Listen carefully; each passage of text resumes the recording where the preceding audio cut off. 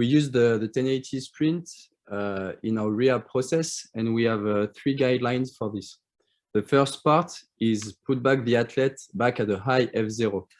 The studies have reported a change on the force velocity profile and a decrease after an hamstring muscle injury. So the target is to put back that F0, that parameter, to a high level before putting him back with the team. The second aspect is put back symmetry at the athlete before he starts back with the team. And the last thing is bringing back to his top speed. Make sure he can sprint safely before he goes back on the pitch.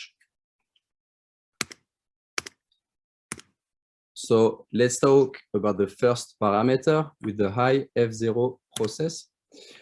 The philosophy here is to bring very early movement at the athlete after the injury.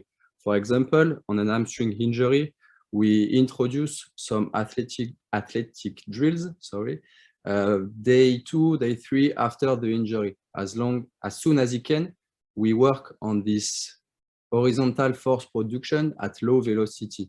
The goal is to start as soon as we can to make sure he reaches his high F0 as soon as we can. Then we go back to acceleration with some resisted athletic drills. We use the 1080 on the gear 1 and then the gear 2 with some athletic drills where we put not so much stress, mechanical stress on the hamstrings, but we keep going on this horizontal force production. We give a lot of volume of acceleration at under maximal intensity, and we go from 1080 sprint gear 1 to gear 2 progressively. The last aspect of this process is bring the athlete at power max, at Pmax. We start to use only the gear 2 for this aspect, and we work on 10 meters from 20 to 30 kgs. The goal of this is to work at the base load for the athlete to produce his max power. We superset this with some 10-meter free sprints, and we are looking to get closer to the personal best. That's why this is very important for our process to have the data before injury, and that's why this is very important to record every session of every weeks on the season. For example, here we can see a player with 2 different tests. On the first one, we can see a poor F0. For us, athletes with an F0 under 7 is quite low for the rugby players that we can have, and for sure a very high V0. After this test at the end of September, he had an hamstring injury maybe 1 month after this. So we had to go into the process that I just presented. And 2 months after this, he came back on the team with an 8.4 F0. That is very significant increasement for us and gives us more security for putting him back with the team. The second aspect interesting is we can see a high Pmax for this player.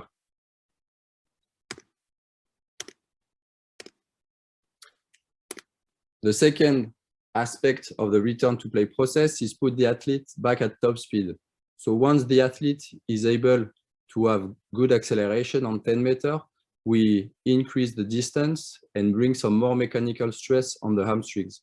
We start with low resistance, 15 to 20 meter acceleration, which is a good combination between power and speed. And step by step, we introduce some assisted sprint, here from 20 to 30 meters. We use first the speed limitation at 75–80%, and step by step, days after days, week after week, we put this level higher to put him back at 100% of his top speed. The last aspect of this is make sure the athlete can sprint without any assistance, and what is his level. So at the end of the rehab process, we measure with the radar to see the effectiveness of the training. The last aspect of the return to play process is bring back the athlete's balance.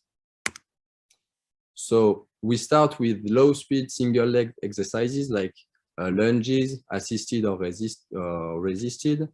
For example, single leg extensive jump. And we try to detect the differences of power output. For example, here on a classic run of 10 meters, we can see imbalance between the two legs on the curves. So this is an indicator for us to work a bit more on this aspect.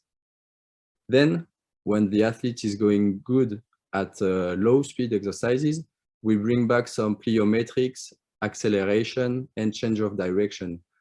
We put some high resistance acceleration, some single leg heavy resisted or also assisted jumps in function of his needs. And we start to play with the change of directions aspect.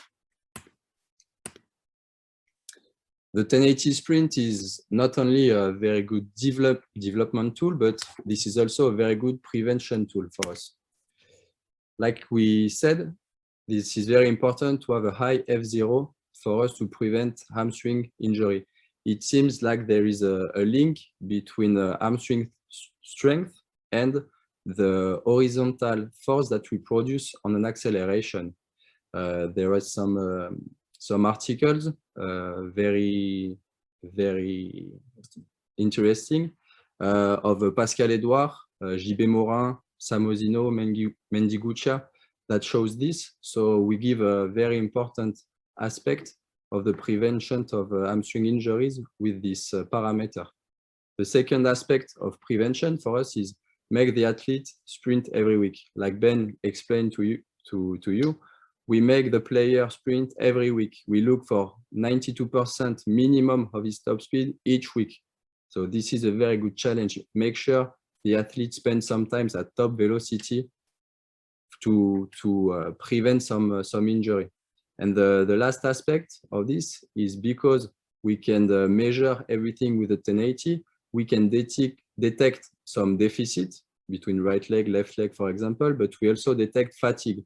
For example, a guy playing 4-5 games in 4-5 weeks in a row, we can see his performance going lower and lower and lower. And this is a good tool for us to pulling out of the group maybe for 1 week, let him regenerate a little, and after pulling back with the team. The result of all this process is we can see on 3 seasons decrease of the hamstring injuries that we can have. We had 11 injuries on the season 18-19, and we had last season only 7 injuries. For sure, this number is a result of a lot of parameters, but for sure, we believe that make the athlete sprint, protect him of hamstring injuries. On the same time, we can see that we work more and more on the F0 aspect when we are doing the RTP process, but the time that the athlete spend on the RTP group with the injured boys is quite the same than 3 years ago when we are doing less of this work. So this is very interesting for us. So